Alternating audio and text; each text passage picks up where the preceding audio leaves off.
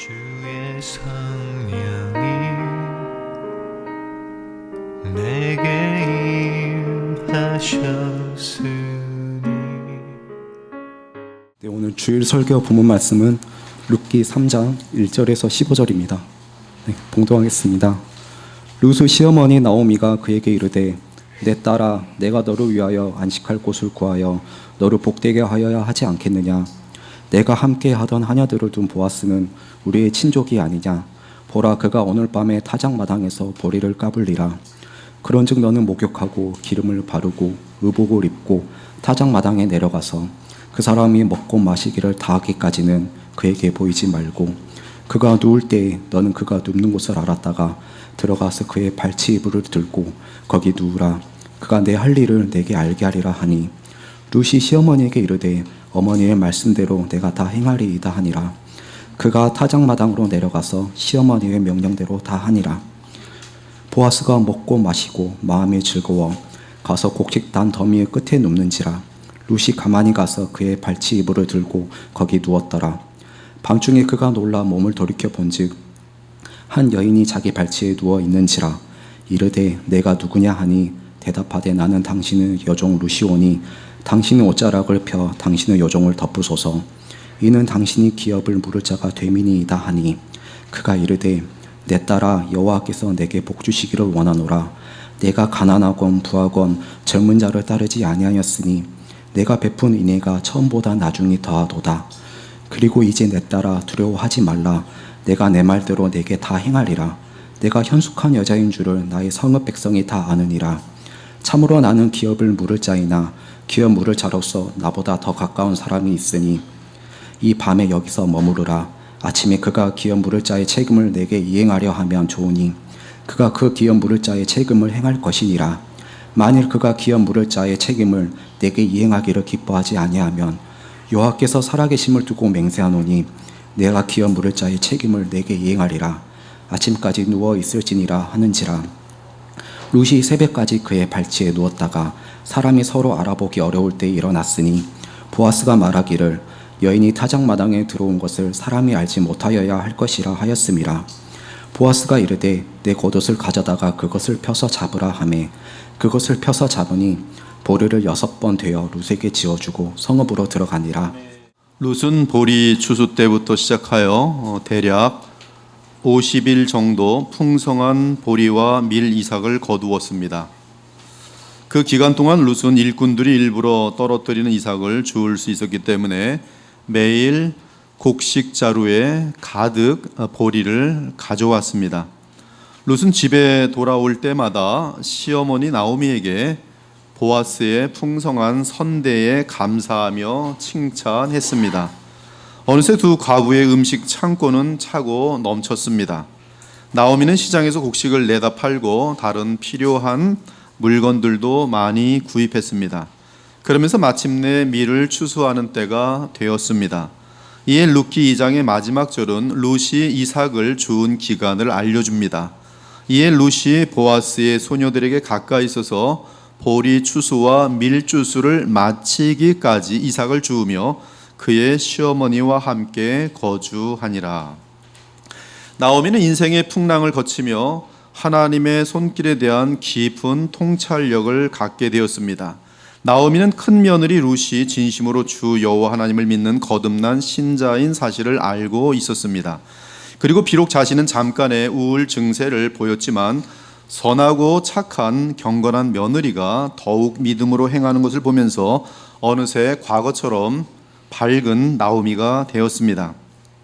룻이 이삭을 주우러 나간 날이 어제 같더니 이제 밀추수를 마치는 77절이 다가왔습니다. 77절은 보리와 밀 등 모든 곡식 추수가 마치는 날입니다. 이날에 보아스와 그의 일꾼들은 대추수를 마치며 큰 잔치를 하고 흥겨워하며 포도주를 마시며 춤을 추며 기뻐할 것입니다. 잔치가 마치면 각각 자기의 장막으로 돌아가서 잘 것입니다.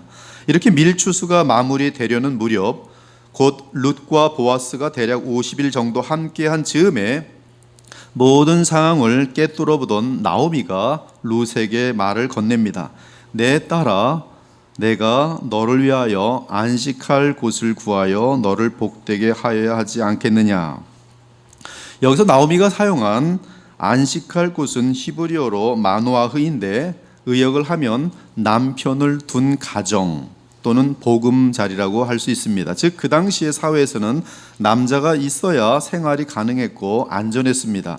그러므로 나오미가 말한 것은 이제 과부인 룻이 다시 재혼해서 평안과 안식을 누릴 수 있는 새 가정을 꾸려야 하지 않겠느냐는 것입니다. 즉 재혼을 의미하고 말한 것입니다. 이때 룻을 향한 나오미의 어투를 보면 룻에 대한 대단한 사랑과 아끼는 마음이 담긴 것을 알 수 있습니다. 참으로 시어머니 나오미는 룻에게 감사하면서 며느리 룻이 주 앞에서 행복하여 지기를 바란 것입니다. 너를 복되게 하여야 하지 않겠느냐. 나오미는 지난 50일 정도의 기간 동안 사건의 전개 및 보아스와 룻의 모습을 보면서 한 가지 확신을 갖게 되었습니다. 그것은 보아스와 룻이 서로 말을 못할 뿐 이미 사랑이 싹트고 있다는 사실이었습니다. 또한 나오미는 보아스의 중심이 어떠한지 경건한 여성의 본능으로 나름대로 확신할 수 있었습니다. 더욱이 사건의 전개에 따른 하나님의 놀라운 섭리를 읽게 되면서 그 두 사람을 향한 하나님의 뜻을 알게 되었습니다. 따라서 나오미는 밀추수가 끝나기 전에 뭔가 어떤 조치를 내려야겠다는 생각을 했습니다. 그리고 밀추수의 마지막 날 아침에 룻에게 과감하게 제안합니다. 네가 함께 일하고 있는 하녀들의 주인인 보아스는 우리의 가까운 친척이란다. 그가 오늘 밤에 타작 마당에서 보리를 까불릴 것이다. 너는 가서 목욕을 하고 몸에 향수를 발라라. 그리고 최고 좋은 옷을 입고 타작 마당으로 내려가거라. 그 사람이 먹고 마시기를 끝날 때까지 그의 눈에 띄지 않도록 주의하거라. 그리고 그가 어디에 누우면 그가 누운 자리를 정확히 봐야죠. 눈여겨보아 두었다가 늦은 밤에 그리로 가서 그의 발치 이불을 들고 그곳에 누워라. 그러면 그가 네가 할 일을 일러 줄 것이다. 그러면 그가 보아스가 네가 할 일을 알려줄 것이다. 뭔가를 시킬 것이다. 그 당시 팔레스틴의 타작은 먼저 이 보리단을 타작마당에 펴 놓은 후 이제 낫을 또는 해서 다 단을 거두어 두면 이제 땅바닥에다 다 두고요. 이 타작마당에 활짝 펴 놓은 다음에 도리깨를 들고서 골고루 이걸 때립니다. 때리면 이제 보리와 밀의 나달들이 땅에 떨어지게 되죠. 그 땅에 떨어진 나달들을 크게 안아가지고 공중에 던집니다. 공중에 던지면 이 지푸라기와 보리 수염은 저 멀리 날아가고 곡식 나달들만 타작마당에 다시 떨어집니다. 너무들 모르는 얼굴들이에요 지금. 뭐 과거에 이 타작하는 걸 모르시는 것 같아요. 확 던지면 이렇게 날아가고 다시 떨어진다 이 말씀이에요. 어려운 내용이 아닙니다. 그러면 그 나달을 자루에 퍼담으면 되는 것이 그게 타작 행인데요. 따라서 지금 이 팔레스틴에서 타작을 하려면 바람이 필요했습니다. 바람. 하지만 밀타작을 하는 6월쯤에는 바람이 늦은 저녁에 지중해 쪽에서 불어오기 때문에 저녁에 타작을 해야 했습니다. 따라서 타작하는 일꾼들은 저녁 내내 늦은 시간까지 수고하다가 타작 마당의 곡식 더미 곁에서 그대로 잠을 잤습니다. 이 성읍은 문은 닫혀 있기 때문에 들어가질 못해요. 밤에는 성문이 닫혀 있기 때문에 들어가지 못하므로 밤에 일을 하면 이제 성문은 닫히고 이제 곡식단 옆에서 일꾼들은 자게 되는 것이, 그리고 잠을 잘 때는 가벼운 여름 이불을 덮고 잤습니다. 지금 이러한 밀추수의 배경 속에서 나오미가 룻에게 제안한 것입니다. 그 제안 내용은 노골적으로 보아스에게 고엘 제도를 통해 그의 아내가 되고 싶다고 의도를 전달하는 것입니다. 그 방법은 가장 아름답게 치장한 후에 그의 발 아래에 누우라는 것입니다. 언뜻 들으면 나오미의 제안은 매우 비윤리적인 것처럼 들립니다. 아니나 다를까 비윤리적인 것처럼 들려가지고 많은 목사분들이 보면 이거 가지고 막 굉장히 그 설교하기를 힘들어하더라고요. 이 비윤리적인 내용인데 그걸 어떻게 접목시켜야 되는가. 그리고 대단히 위험한 제안일 수 있습니다. 하지만 나오미는 모세의 법에 담긴 고엘 제도가 룻에게 이루어지도록 과감하게 도전한 것입니다. 룻은 보아스의 제안에 순종하는데 보아스가 발치 아래 있는 룻에게 한 말을 보면 보아스가 이제 룻이 그렇게 행동을 했을 때 보아스가 한 말을 보면 성적인 부분보다는 주의 말씀이 이루어지도록 하려는 경건함에 대하여 고마워하며 강조하는 것을 알 수 있어요. 내 딸아 두려워하지 말라. 내가 현숙한 여자인 줄을 나의 성읍 백성이 다 아느니라. 물론 둘 사이에는 감사와 사랑이 이미 흘러 넘치고 있었고 특히 모세의 법에 따른 기업 물을 일에 대해 둘 다 고민하고 있었을 것입니다. 그러나 이날 밤의 장면은 정욕에 따르는 그런 내용이 결코 아닙니다. 오직 고엘 제도에 따라 주의 뜻을 이루고자 큰 결단과 용기를 낸 내용입니다. 사랑하는 여러분, 육신의 정욕은 하나님의 언약과 무관한 죄성을 의미합니다. 육신의 정욕과 안목의 정욕은 하나님의 말씀에 순종하는 것과 정반대입니다. 그러한 부패한 죄성에는 언약 개념이 전혀 담겨 있지 않습니다. 그러므로 결혼 언약과 무관한 음란이나 음행은 육신의 정욕과 안목의 정욕에 속합니다. 육신의 정욕과 안목의 정욕은 그 목적이 정욕을 채우는 것이 목적입니다. 정확하게 하셔야 돼요. 이는 사랑이 아니며 상대가 누구이든 내 정욕을 채우면 되는 것이. 그래서 눈의 정욕은 아무에게나 보고 그냥 계속 채우는 것이에요. 내가 중심이고 나의 쾌락이 중심일 뿐이지 대상이 아닙니다. 그 대상은 나를 채워줄 도구일 뿐이. 그러므로 창남 및 창녀와 합하는 자는 결혼 언약에 의한 것이 아니기 때문에 오직 음행일 뿐입니다. 그러나 참된 사랑은 언약이 동반되고 책임이 주어집니다. 그리고 언약의 사랑 대상은 오직 단 한 사람일 뿐이에요. 그러므로 하나님은 남자가 부모를 떠나 그의 아내와 합하여 둘이 한 몸을 이루는 것을 주의 뜻으로 삼았고, 이는 한 남자가 언약 속에서 한 여자를 취하여 그와 합하여 그 둘이 한 육체가 되는 것을 의미합니다. 이것이 하나님께 정하신 거룩한 결혼 언약 안에서의 연합이며, 오직 한 남자와 한 여자가 부모를 떠나 결혼 언약과 사랑 속에서 하나 되는 것입니다. 이때의 사랑은 정욕이 아니며 가장 아름다운 연합의 사랑으로서 거룩한 사랑입니다.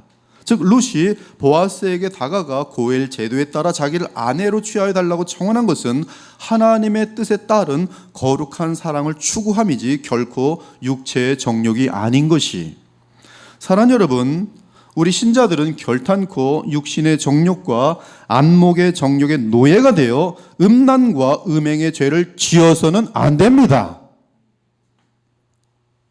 그러한 죄악을 범하는 자들은 반드시 하나님의 무서운 진노를 받게 될 것입니다. 거기에는 예외가 없습니다. 오직 참사랑과 감사 가운데 하나님의 언약과 율법 안에서 거룩한 사랑으로, 그러나 이성적인 사랑으로 사랑함으로, 제가 여기서 이성적인 사랑을 강조하고 있어요. 남성들끼리 사랑하면 안 되는 것이에요. 여성들끼리 사랑하면 안 됩니다. 그것은 순리를 벗어나는 것이, 이게 컵인데 물을 마시는 것인데 이걸로 망치 만들면 깨질 수밖에 없어요. 순리가 아니기 때문에. 참사랑은 이 감사 가운데 하나님의 언약과 율법 안에서 거룩한 사랑으로, 그러나 이성적인 사랑으로 사랑함으로 결혼에 이르러야 복될 것입니다. 이러한 사랑 및 결혼은 가장 아름다운 가정을 이루게 되어 있습니다. 그러나 정욕에 이끌리는 자들은 창남이나 음녀가 될 것이고, 짐승처럼 더러운 정욕에 이끌리는 천박하고 상스럽고 수치스러운 사람들이 될 것입니다. 그리고 그 끝은 가장 비참한 지옥에서의 멸망이 될 것이에요. 한편 나오미는 룻이 한 에바의 보리를 가져온 첫날부터 우울증에서 벗어나더니 모든 관심이 보아스와 룻의 관계에 있게 되었습니다. 얼마나 관심이 생기겠어요. 그러므로 나오미는 평소 추수 기간 동안 보아스와 룻의 관계를 주의 깊게 살펴보았습니다. 그리고 인생의 생사고락을 다 지난 여인으로서 보아스의 마음과 룻의 마음을 각각 읽어낼 수 있었습니다. 즉 두 사람이 서로 호감을 갖고 있고 대단히 서로 마음에 들어하는 것을 분명하게 보았어요. 여러분, 연로하신 분들의 이 촉을 무시하면 큰일 나요. 굉장히 예리합니다. 그 와중에 나오미가 확신할 수 있었던 것은 룻이 그녀의 인생을 보아스에게 던진다면 이는 모세의 율법에도 어긋나지 않을 뿐더러 룻의 인생이 보아스의 자비에 달리게 되면서 그 결과는 결코 룻에게 해가 되지 않을 것이다라는 확신이었어요. 저렇게 귀하고 착한 덕이 많은 보아스인데 룻이 이렇게 자기를 맡길지라도 아무리 최악의 경우라도 룻은 다치지는 않겠구나. 그러므로 나오미는 이 제안을 하면서 분명하게 룻에게 확신을 줍니다. 보아스 그가 내 할 일을 내게 알게 할 것이다. 보아스의 성품과 국률과 덕을 확신한 나오미는 룻이 그에게 청혼하더라도 보아스는 결코 룻에게 해를 끼치지 않을 것이며 행여 잘 되면 두 사람이 결혼할 수 있다고 확신했어요. 그리고 더 나아가 나오미에게 있어서도 보아스의 손에 룻의 삶을 던지게 한 것은 주 하나님께 룻과 자신의 삶을 던지는 것을 의미했습니다. 그러자 룻이 대답합니다. 어머니의 말씀대로 내가 다 행하리이다. 이는 시어머니의 제안대로 자신의 인생을 보아스의 손에 보아스의 자비에 맡기겠다는 것입니다. 사실 보아스를 잘 알지 못한다면 이러한 제안과 순종은 매우 위험한 것입니다. 그 이유는 이제 룻의 삶은 보아스의 손에 달리게 되기 때문입니다. 만일 보아스가 못된 사람이라면 룻의 인생은 파산될 것입니다.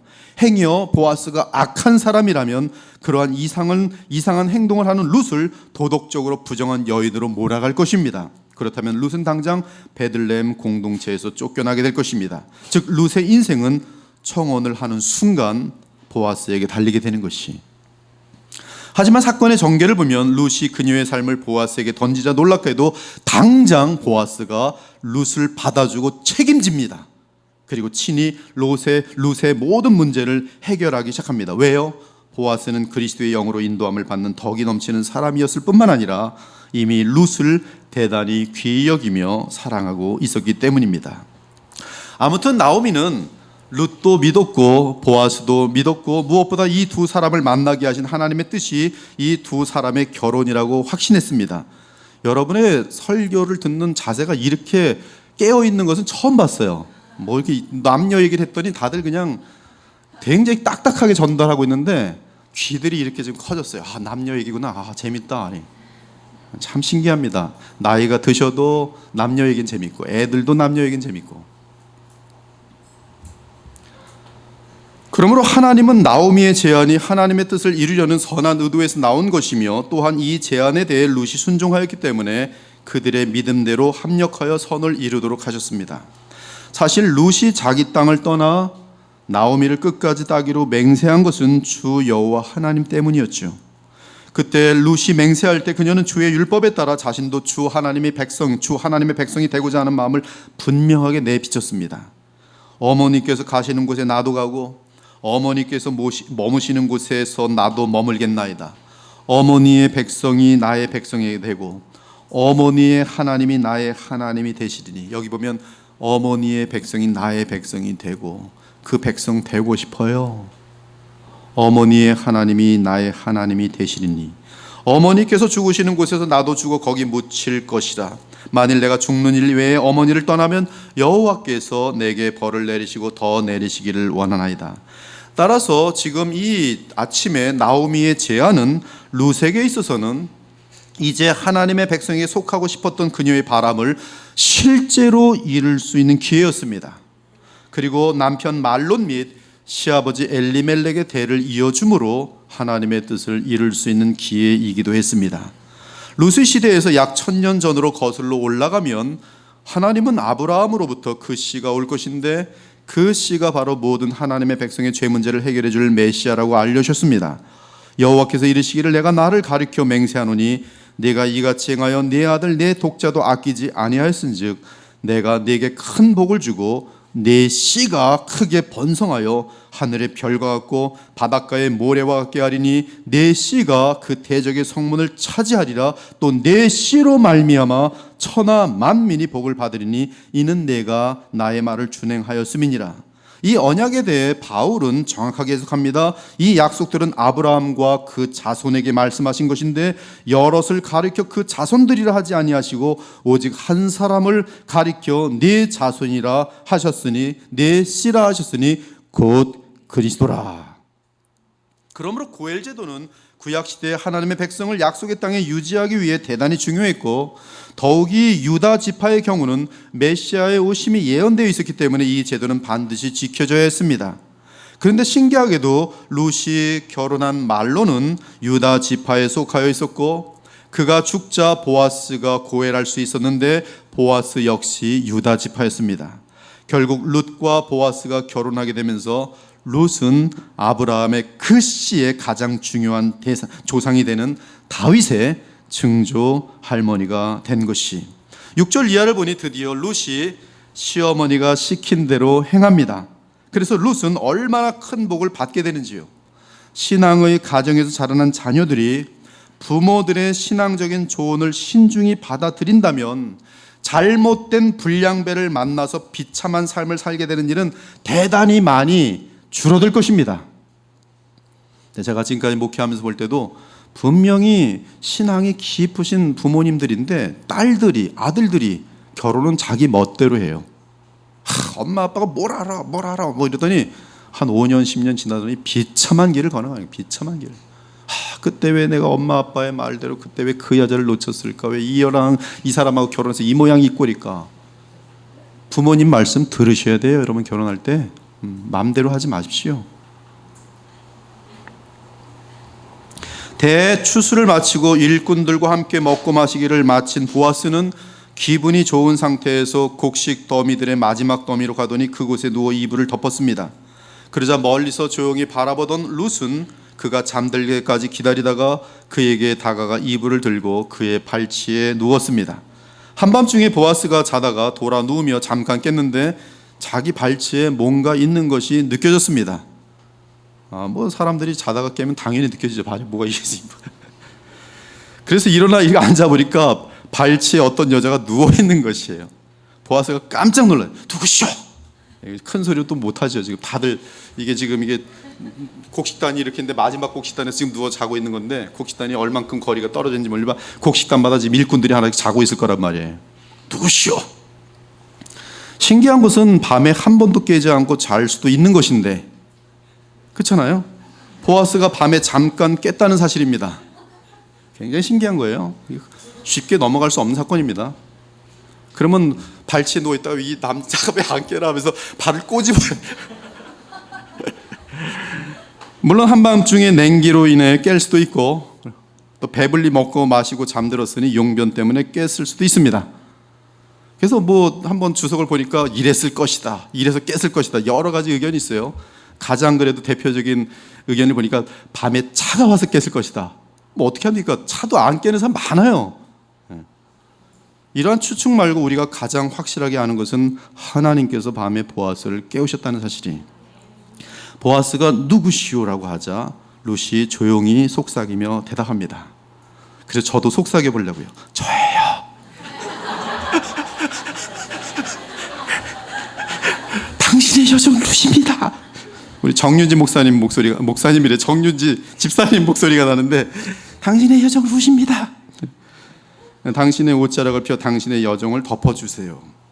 주인님은 저에게 기업을 물을 수 있는 친족이십니다.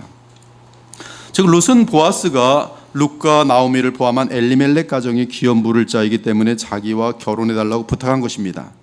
물론 고엘 제도는 기업 물을 구속자에게 강제성을 띠진 않습니다. 특히 죽은 형제의 아내와 결혼하는 수혼 제도는 더더욱 강제성이 없습니다. 그러나 룻은 보아스에게 모세 법에 따라 나의 구속자가 되기 위해 나와 결혼해달라고 부탁한 것입니다. 이때 룻의 부탁은 앞에서 살펴본 것처럼 자신의 정욕에서 나온 부탁이 아닙니다. 그녀의 부탁은 시어머니의 제안에 대한 순종일 뿐만 아니라 모세의 법에 담긴 하나님의 약속에 근거한 부탁이었습니다. 무엇보다 자비와 긍휼이 풍성한 것이 확인된 보아스를 믿고 자신의 삶을 던진 순간이었지. 사랑하는 여러분, 나오미와 룻은 자신들의 삶을 보아스의 사랑과 자비에 걸었습니다. 따라서 그들의 삶은 보아스에게 달리게 되었습니다. 만일 보아스가 덕과 사랑이 많다면 나오미와 룻은 자신의 삶을 그에게 던짐으로 복을 받게 될 것입니다. 굉장히 중요한 내용이에요. 보아스는 유력한 자예요. 다 가지고 있어요. 만일 룻을 향하여 보아스가 자비와 은혜를 베풀면 룻과 나오미는 무한한 복을 받게 되는 것이에요. 수많은 여성들이 그들의 삶을 못된 남자들에게 맡김으로 가장 비참한 삶을 살아갑니다.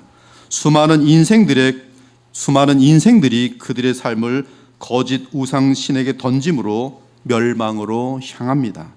대부분의 사람들이 세상에 자신을 맡김으로 세상의 운이라는 것에 맡기는 것이죠. 죄악과 거짓 속임수 가운데 살아갑니다. 그러나 신앙 안에서 참 믿음을 소유한 남성에게 인생을 던진 자매들마다 가장 복되고 영원한 보람을 누리는 가정을 꾸려 살게 됩니다.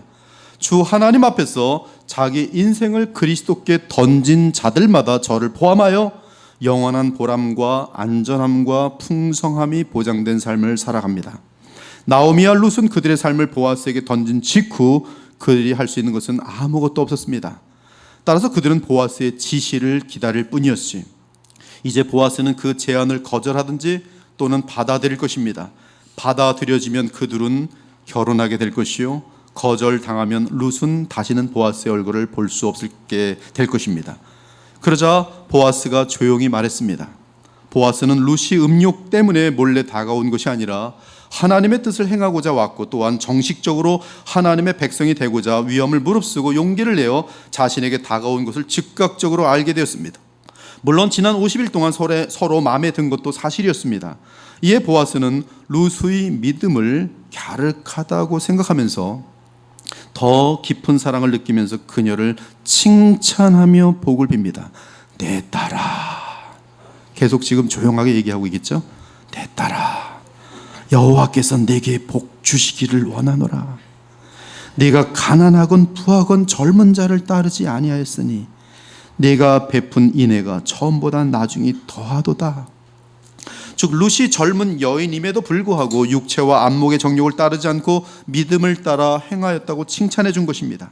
그리고 보아스는 내가 처음이네가 처음보다 나중이 더하도다라고 말했는데, 이는 룻이 젊은 과부로서 정욕을 따르지 않고 본토 친척을 떠나 하나님의 품으로 들어와 늙은 과부인 나오미를 모시며 하나님의 말씀에 따른 것에 대한 인애요. 첫째 인애요. 나중 인애는 여전히 계속 인간적인 생각이나 욕심을 따르지 않고 오직 하나님의 법과 약속을 믿음으로 주의 백성에게 속하기 위해 보아스에게 청원한 그 인애를 뜻합니다. 여기서 보아스가 사용한 인애는 히브리어로 헤세드인데, 이는 이스라엘과 맺은 하나님의 언약적인 사랑을 뜻합니다. 그런데 그 단어가 나오미에 의해 보아스에게 사용되더니 지금은 보아스가 그 단어를 룻에게 사용하고 있습니다. 이는 룻을 통해 나타난 거룩한 순종과 사랑이 그리스도의 영에 의한 것임을 보아스가 느끼고 말한 것이라고 할 수 있어요. 이제 보아스가 계속 말합니다. 이제 내 딸아, 네 말대로 네게 다 행하리라. 승낙된 거예요. 받아들인 거예요. 이렇게 하여 룻이 자신의 삶을 보아스에게 던진 모험은 일단 보아스의 승낙으로 마무리되었습니다. 즉 보아스가 룻의 제안을 기쁘게 받아들인 것입니다. 사랑하는 여러분, 우리 주 예수 그리스도는 보아스와는 비교될 수 없는 온 우주 가운데 가장 유력한 자이시며 사랑과 자비에 있어서도 무한하신 분이십니다. 그러므로 만일 여러분이 나오미와 룻이 그들 인생을 보아스에게 던진 것처럼 그리스도 예수께 던진다면 여러분의 남은 삶은 그리스도께서 친히 모든 문제를 해결해 주시고 보호해 주시고 먹이시고 여러분의 갈증을 마음껏 무한히 생수로 채워 주시고 여러분을 천국의 기쁨으로 날마다 인도하실 것이에요. 맡긴다는 것은 그 다음부터는 그분이 시키는 대로 한다는 것이, 보아스가 네가 할 일을 시킬 것이다. 너는 그분이 시키는 대로만 하면 되는 거예요. 여러분, 예수님을 믿는 순간, 처음 순간부터는 그 믿음이 무엇으로 이어지는 것이냐면 예수님을 믿습니다. 그 다음부터 뭐냐면 이제 나는 내 멋대로 살지 않고 주님이 시키는 대로 살겠습니다가 믿음이에요. 많은 사람들은 나는 주님을 믿습니다 그러고 사는 건 보면 자기 멋대로 사는데 이것은 믿음이 아닙니다. 처음 믿음도 의심스러운 것이에요. 지금 정확하게 나오미가 한 말이 믿음이에요. 네가 보아스에게 내 인생을 맡기면 보아스가 이제 네가 할 일을 알려줄 테니 그대로 따라가기만 하면 너는 복된 삶이 될 것이라는 것이. 지금 여러분들은 예수님의 말씀대로 살아가고 있습니까? 아, 예수님 믿었는데 왜 이렇게 인생이 이 모양입니까? 왜 마음에 맨날 고통만 있습니까? 왜 죄를 이기지 못합니까? 왜 그래요? 주님이 말씀대로 살지 않아서 그래요. 순종하지 않아서 그래요. 믿음이 무슨 보험 드는 건지 아십니까? 예수님 보험 들었습니다. 내 멋대로 사는 사람 많아요. 그런 사람들은 하나님의 나라를 누리지 못합니다.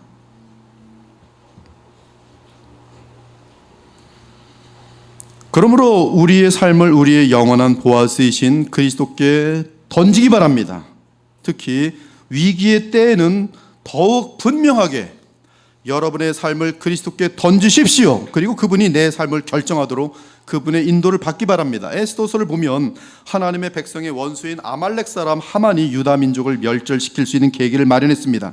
이때 하나님의 사람 모르드게는 바사 왕의 황후가 된 사촌 여동생 에스더에게 당장 왕에게 나아가 유다 민족이 멸절되는 것을 막으라고 부탁합니다. 하지만 바사의 법에 따르면 왕이 부르지 않았는데 누구든지 왕 앞에 나아갈 경우 만일 왕이 그의 규를 내어주지 않으면 사형을 피할 수 없었습니다. 에스더 4장 10절 이하입니다. 에스더가 내시 하닥에게 이르되 너는 모르드게에게 전하기를 왕의 신하들과 왕의 각 지방 백성이 다 알거니와 남녀를 막론하고 부름을 받지 아니하고 안뜰에 들어가서 왕에게 나가면 오직 죽이는 법이요 왕이 그 자에게 금규를 내밀어야 살 것이라. 이제 내가 부름을 입어 왕에게 나가지 못한 지가 이미 30일이라 하라 하니라. 내시 하닥이 에스더의 말을 모르드게에게 전하매 모르드게가 내시 하닥을 시켜 에스더에게 회답하되 너는 왕궁에 있으니 모든 유다인 중에 홀로 목숨을 건지리라 착각하지 말라. 이때 내가 만일 잠잠하여 말이 없으면 유대인은 다른 데로 말미암아 노임과 구원을 얻으려니와 너와 네 아버지 집은 멸망하리라. 내가 황후의 자리를 얻은 것이 이때를 위함이 아닌지 누가 알겠느냐 하니 이 말을 듣고 에스더가 충격을 받은 것이죠. 에스더가 다시 모르드에게 화답하여 이르되 큰오빠죠? 사촌오빠죠? 오빠, 당신은 가서 수산에 있는 유다인을 다 모으고 나를 위하여 금식하되 밤낮 3일을 먹지도 말고 마시지도 마소서. 나도 나의 시녀와 더불어 이렇게 금식한 후에 규례를 어기고 왕에게 나아가리니. 여러분이 다 아는 말이죠. 뭐예요? 죽으면 죽으리라. 주님께 맡기는 거예요. 바로 이 부분이 위기 가운데 자신의 모든 삶을 하나님께 던지는 에스더의 믿음의 절정 부분입니다. 그리고 이 결단과 순종으로 말미암아 에스더는 하나님 나라에서 영원한 영웅의 별이 됩니다. 물론 하나님은 에스더가 그의 삶을 주께 맡기자 그녀를 살려주셨을 뿐만 아니라 가장 영화롭게 하시고 더 나아가 주의 백성의 영원한 원수인 하만을 완전하게 제거하는 데 사용하셨어요. 다윗은 그의 인생 가운데 여러 차례 하나님 앞에 범죄합니다. 자신의 충성이었던 우리아의 아내 밧세바를 취하고 요압 장군에게 충신 우리아를 죽게 하도록 만든 죄는 참으로 가증하고 간교할 뿐만 아니라 여러 부패하고 더러운 죄악들이 혼합된 크고 무서운 죄였습니다. 이로 인해 하나님은 밧세바가 불륜 상태에서 뵌 아기를 죽이시겠다고 알려주십니다. 그런데 이때 다윗은 비록 무서운 죄를 저지른 상태이지만 진심으로 회개하고 자기 삶과 또한 죄 없는 어린 생명에 대해 주께 던집니다. 던져요. 주님께. 내 책임 내가 할 수 없으니 하나님 알아서 하세요. 이 부분 때문에 하나님의 진노는 순식간에 용서와 사랑으로 바뀝니다. 물론 죄 없는 그 아기는 다윗의 죄로 인해 죽게 되는데 이는 죄 없는 우리 구세주 예수 그리스도께서 우리의 죄를 위해 대신 죽으심을 예표합니다. 우리아의 아내가 다윗에게 낳은 아기를 여호와께서 치심에 심히 앓는지라. 다윗이 그 아이를 위하여 하나님께 간구하되 다윗이 금식하고 안에 들어가서 밤새도록 땅에 엎드렸으니 먹지도 아니하더라. 이래 만에 그 아이가 죽으니라. 그 아이가 죽은 줄을 다윗이 깨닫고 그의 신하들에게 묻되 아이가 죽었느냐 하니 대답하되 죽었나이다 하는지라. 다윗이 땅에서 일어나 몸을 씻고 기름을 바르고 의복을 갈아입고 여호와의 전에 들어가서 경배하고 왕궁으로 돌아와 명령하여 음식을 그 앞에 차리게 하고 먹은지라. 그의 신하들이 그에게 이르되 아이가 살았을 때에는 그를 위하여 금식하고 우시더니 죽은 후에는 일어나서 잡수시니 이 일이 어찌 됨이니까 하니 이르되 아이가 살았을 때 내가 금식하고 운 것은 그 모든 것을 하나님께 던지고 혹시 여호와께서 나를 불쌍히 여기사 아이를 살려주실는지 누가 알까 생각함이거니와 지금은 죽었으니 내가 어찌 금식하랴. 내가 다시 돌아오게 할 수 있느냐. 나는 그에게로 가려니와 그는 내게로 돌아오지 아니하리라 하니라. 그런데 이 내용이 하나님의 마음을 녹입니다. 다윗이 그의 아내 밧세바를 위로하고 그에게 들어가 그와 동침하였더니 그가 아들을 낳음에 그의 이름을 솔로몬이라 하니라. 여호와께서 그를 사랑하사 선자 나단을 보내 그의 이름을 여디디아라 하시니 이는 여호와께서 사랑하셨기 때문이더라. 또한 통일 이스라엘이 승승장구할 때 다윗에게 교만이 싹터서 군사의 수를 세는 적이 있었습니다. 그때 하나님은 이스라엘 백성과 다윗의 큰 죄로 인해 이스라엘을 치십니다. 이에 다윗이 당장 회개하자 하나님은 세 가지의 징벌 중에 선택하게 합니다. 하나는 3년의 기근이고 다른 하나는 석 달 동안 적군에게 패하는 것이고 세 번째 것은 여호와의 칼에 의해 사흘 동안 이스라엘 온 땅에 전염병이 퍼지는 것이.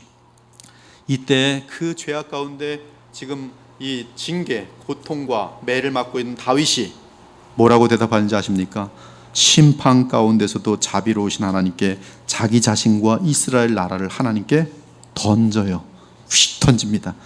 여호와께서는 긍휼이 심히 크시니 내가 그의 손에 빠지고, 여기 그의 손에 빠진다는 말이 뭐예요?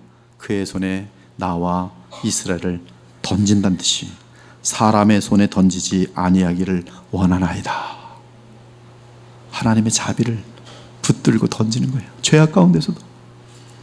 이에 하나님은 전염병의 심판 가운데 여부수 사람 오르난의 타작마당에서 심판을 멈추시고 다윗의 희생제사를 받으십니다. 즉 지은 죄로 인해 하나님의 심판을 받을 때에도 하나님으로부터 도망치기보다 그분의 자비와 선함을 알고 하나님께 자신을 던지자 하나님은 어쩔 수 없이 다윗을 위해 대책을 마련하신 것이, 물론 그 대책은 하나님의 아들 예수 그리스도께서 그의 죄악에 대해 징벌을 대신 받게 하시는 것이죠. 우리가 다윗에게서 볼 수 있는 매우 중요한 믿음의 모습 가운데 하나는 하나님의 진노가 진행되는 상황에서도 하나님의 선하심을 믿고 주께 자신의 모든 삶을 던졌다는 사실이, 어린 자녀가 부모에게 매를 맞더라도 울면서 부모의 품으로 달려들면 정상적인 대부분의 사랑의 부모는 더 이상 매질을 못합니다. 악독한 부모는 더 때리죠. 너 잘왔구나 그러고. 이건 아주 악인이죠, 악인 거의.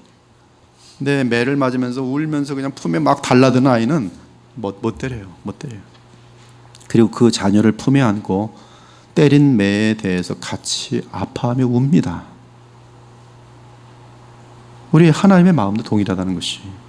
아무튼 보아스가 그가 기특하게 여기며 사랑하던 룻이 그녀의 삶을 그에게 던지자 그 여인의 모든 빚과 문제를 친히 해결하겠다고 다짐합니다. 하지만 그는 자신보다 더 가까운 기업 물을 자가 있다는 사실을 룻에게 알려줍니다. 내 딸아, 참으로 나는 기업을 물을 자이나 기업 물을 자보다 나보다 더 가까운 사람이 있다. 당장 아침이 되면 나보다 앞선 기업 물을 자에게 확인해 보겠다. 만일 그가 기업을 물을 것이면 나는 어쩔 수 없이 너의 기업을 물을 수 없다. 그러나 만일 그가 너의 기업을 물으지 않겠다고 하면 여호와께서 살아계심을 두고 맹세하는데 내가 너와 결혼하겠다. 자, 이 밤에 여기서 조용히 있다가 아침 새벽 동이 트기 전에 아무도 모르게 네 집으로 돌아가거라. 이는 보아스 역시 룻과 결혼하기를 바라면서 룻에게 말할 기회를 기다려왔다는 사실을 알려주는 대목입니다. 그런데 룻이 먼저 청혼했으니 보아스는 얼마나 기쁘고 반가웠겠어요. 자기도 청혼하고 싶어서 계속 눈치만 보고 있었는데 룻이 그날 밤에 딱 나타나서 청혼했으니, 그것도 발치해서 아무도 모르는 깜깜한 밤에 아마 보아스가 그날은 환상의 날이었어요. 인생이 가장 행복한 날이었을 겁니다. 자기도 몰래 사랑하고 있는데 그 사람이 먼저 와서 청혼해 보세요. 그런 경험이 없으신가 보네. 누구를 너무 좋아하고 있는데 그 사람이 와서 청혼할 때, 그거는 이루 말할 수 없는 그런 환입니다. 한편 이 보아스 역시 룻처럼 경건한 사람인지라 그 밤에 당장 육신의 정욕을 따라 룻을 취하지 않았습니다. 그 이유는 자기보다 더 가까운 친족이 엘리멜렉에게 있기 때문입니다. 보아스는 그 사실을 룻에게 알려주고 그 둘은 계속 거룩함과 순결을 유지하였습니다. 이는 보아스가 철저하게 율법을 준수함을 뜻합니다. 14절은 그 둘이 순결을 유지하였음을 입증합니다. 룻이 새벽까지 어디에 누웠더라? 그의 발치에 누워 있어요. 룻이 계속 발치에 누워 있었어요. 말만 하는 거예요. 감사합니다. 그래, 알았다. 발치에 누워서 깜짝 움직이지도 않고. 보아스 마찬가지로 발치에 있는 여자 건드리지 않고 그렇지 대화하는 거예요. 그리고 룻이 그 밤에 보아스의 발치에서 머물 수밖에 없었던 이유는 성문이 굳게 닫혀 있었기 때문입니다. 따라서 보아스가 룻을 그 밤에 내보낸다면 룻은 있을 곳이 없게 됩니다. 이러한 룻의 형편을 잘 알고 있는 보아스는 모든 지혜를 동원하여 세심하게 룻을 배려하는 가운데 사랑과 거룩함 그리고 안전함을 다 추구하였던 것이, 그 둘은 새벽 동이 트기 전까지 조용히 함께 있었습니다. 그리고 새벽 동이 틀 무렵에 보아스가 말합니다. 내 딸아, 네 겉옷을 펴거라. 룻이 겉옷을 펴자 보아스는 보리를 6번 되어 주었습니다. 룻은 풍성한 보리를 받아 자기 집이 있는 성읍으로 조용히 돌아갔습니다. 이 두 사람의 사건은 하나님의 섭리 가운데 아무도 알지 못하였습니다. 이제 보아스는 아침이 되면 당장 룻의 청혼 문제를 해결하고 룻과 결혼하고자 할 것입니다. 이처럼 하나님은 나오미의 현명하고 용기 있는 제안을 사용하셔서 주의 뜻을 이루셨습니다. 이제 보아스와 룻은 주 안에서 결혼하게 될 것입니다. 그리고 그 둘의 후에 엘리멜렉의 대를 잇는 유다 지파의 자손들이 태어날 것이, 보아스는 오벳을 낳았고 오벳은 이새를 낳고 이새는 다윗을 낳았더라. 보아스는 결국 다윗의 증조 할아버지가 되었고 룻은 증조 할머니가 되었습니다. 그리고 하나님은 다윗에게 주의 영원한 나라를 약속하셨고 그 약속은 다윗의 크시로 오신 우리 주 예수 그리스도에 의해 이 땅에 성취되었습니다. 앞으로 장차 주께서 재림하실 때 이 땅에 눈에 보이는 주의 나라가 영원히 서게 될 것입니다. 그러므로 룻은 하나님의 영원한 계획인 영원한 나라가 이 땅에 서도록 하는 일에 가장 귀하게 쓰임 받은 것이, 사랑하는 여러분, 우리가 인생을 살면서 우리의 삶을 던질 대상은 궁극적으로 두 대상밖에 없습니다. 하나는 육신의 정욕과 안목의 정욕과 이생의 자랑으로 우리의 삶을 올가매는 마귀이고, 다른 하나는 영원한 나라와 영생을 제시하며 우리의 삶에 참된 자유와 복락을 주시는 하나님이십니다.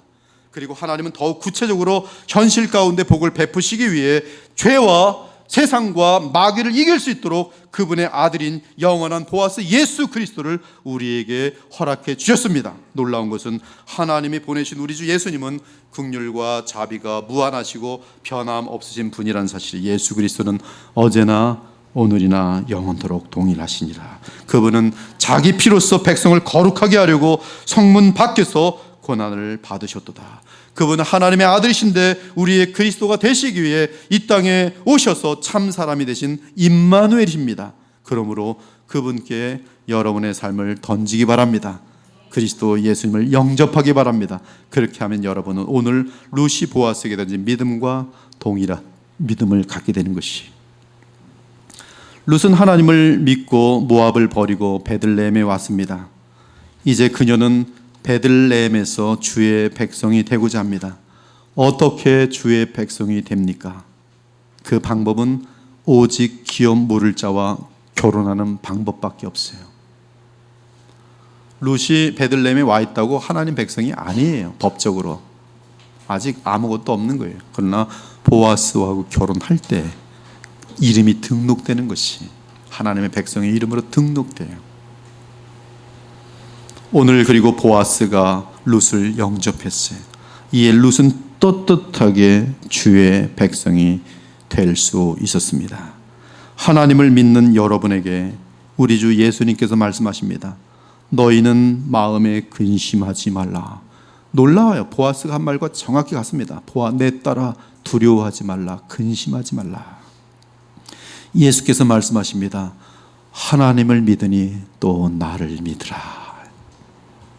사도 요한이 선포합니다. 하나님의 아들이 자기 땅에 오매 영접하는 자 곧 그 이름을 믿는 자들에게는 하나님의 자녀가 되는 권세를 줬으니 이는 혈통으로나 육정으로나 사람의 뜻으로 나지 아니하고 오직 하나님께로부터 난 자들이니라. 그리고 이처럼 그리스도를 영접하여 그리스도와 하나가 된 모든 신자들은 그들의 남은 삶 가운데 그리스도 안에 거하기를 온 마음을 다해 늘 노력해야 됩니다. 즉 보아스가 시키는 대로 움직이기 시작하면 영원히 복될 수밖에 없는 것이, 그래야 풍성한 결혼 생활과 풍성한 열매를 맺는 행복한 삶이 보장되는 것이, 너희는 내가 일러준 말로 이미 깨끗하여 졌으니 내 안에 거하라. 나도 너희 안에 거하리라. 가지가 포도나무에 붙어 있지 아니하면 스스로 열매를 맺을 수 없음 같이 너희도 내 안에 있지 아니하면 그러하리라. 나는 포도나무여 너희는 가지라. 그가 내 안에 내가 그 안에 거하면 사람이 열매를 많이 맺나니 나를 떠나서는 너희가 아무것도 할 수 없습니다. 이 시간 영원한 보아스이신 주 예수 그리스도를 믿고 영접하기 바랍니다. 그러면 보아스이신 우리 주님은 우리와 결혼함으로 우리를 영원한 하나님의 백성이 되게 하실 것입니다. 그리고 계속 영원한 보아스이신 그리스도 안에 거하기를 힘쓰면 하나님이 우리에게 주시려는 영생과 영원한 기업과 영원한 복을 풍성하게 누리시는 복된 삶을 지금으로부터 영원토록 살게 되실 것입니다. 이러한 복이 여러분 모두에게 임하기를 우리 주 예수 그리스도의 이름으로 축원합니다. 아멘. 오 하나님, 독생하신 하나님, 우리를 구원하시기 위하여 그리스도가 되신 하나님의 아들 예수님, 참으로 오늘 주의 옷자락을 펴서 저희들을 덮어 주시옵소서. 우리의 감긴 눈을 열어주시고 우리의 상한 마음을 위로하여 주시옵소서. 우리에게 거룩하고 영원한 소망을 보게 하셔서 힘있게 달려가게 하여 주옵소서.